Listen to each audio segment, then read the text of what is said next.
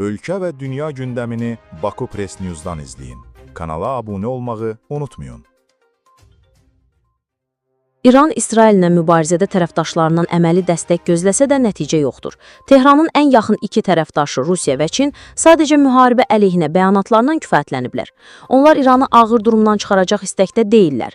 İranla əlaqəli Hizbullah və Həmmas isə başsız qalıblar və zəifləyiblər.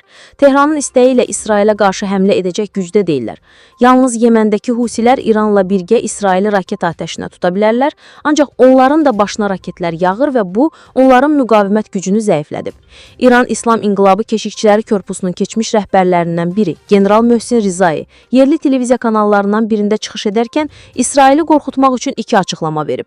O birinci açıqlamasında söyləyib ki, güya İran, Türkiyə, Səudiyyə Ərəbistanı, Pakistan və bir sıra başqa müsəlman ölkələrlə birlikdə böyük İslam ordusu yaratmağa çalışır.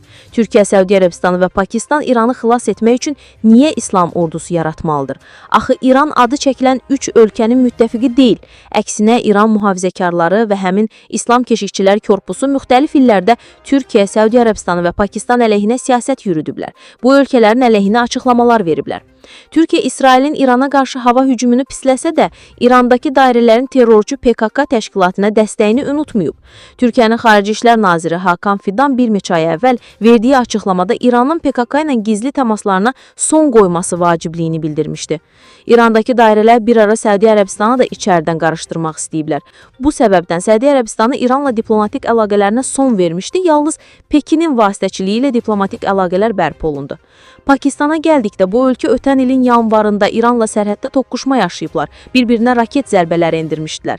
Pakistanın Müdafiə və Aviasiya Naziri Xaca Muhammed Asif nüvə potensialının dövlətinin və xalqının xeyrinə və ölkənin düşmən planlarına qorumağa sərf etdiyini bildirib. Bu açıqlama İranlı generalın sözlərinin həqiqəti əksələtdirmədiyini göstərir. İrandakı dairələrin İraqdakı tərəfdaşlarını fəallaşdırmağa çalışa biləcəyi barədə ehtimallar var. Ancaq bunun özü İranın problemlərini artıracaq. Tehran ABŞ-ın İsrailin İrana hücumlarına qoşulmasını istəmir. İrana bağlı güclər ABŞ-ın İraqdakı hərbi bazalarına hücum etsələr, bu İsrailin işinə yarayacaq. Çünki belə olan halda ABŞ prezidenti Donald Trump'ın İrana qarşı müharibəyə qoşulmaqdan başqa seçimi qalmayacaq.